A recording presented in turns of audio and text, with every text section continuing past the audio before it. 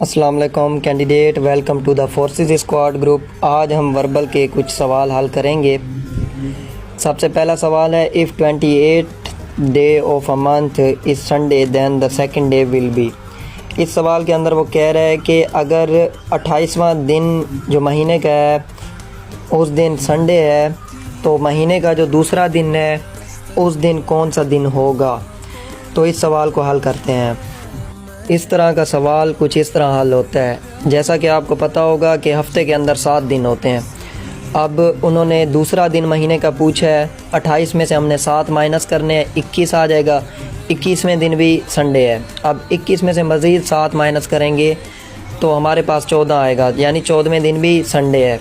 14 में से मज़ीद 7 माइनस करेंगे तो हमारे पास 7वें दिन भी संडे ही आएगा। तो उन्होंने दूसरा दिन पूछा है।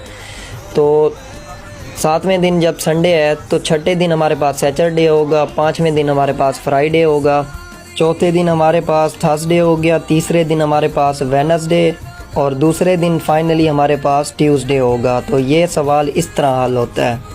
सवाल नंबर 2 पे आ जाएं। वो कह रहा है, इफ़ यस्टरडे वो Sunday then the day after tomorrow will be. अब इस तरह का जो सवाल आ जाता है उसको हल करने का बहुत ही आसान तरीका है। जो भी उन्होंने दिन दिया हो उसका जो थर्ड डे बनेगा वो हमारा आंसर होगा। अब यहाँ पर उन्होंने कहा इफ़ यस्टरडे वो संडे, उन्होंने एतवार हमें दिया है, यानी पिछले दिन संडे था, तो डे आफ्टर टुमारो क्या होगा।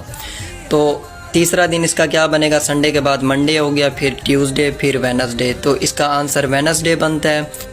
दूसरी चीज़ आपको ये पता होनी चाहिए कि यस्टरडे किसको कहते हैं और टुडे किसको कहते हैं, डे आफ्टर टुमारो किसको कहते हैं, टुमारो किसको कहते हैं। यस्टरडे हमारा होता है गुजरा हुआ दिन, टुडे होता है जो आज दिन है हमारे पास, टुमारो होता है जो कल का दिन है हमारे पास, और डे आफ्टर टुमारो होता है कल से भी जो अगला दिन आना होता है। ठीक है।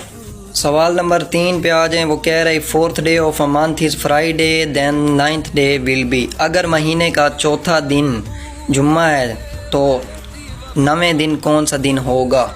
तो इसका आंसर आपने कमेंट बॉक्स में देना है। ठीक है। वैसे यहाँ पर आंसर दिया गया लेकिन कमेंट बॉक्स में आपने बताना है ये करेक्ट है कि नहीं है।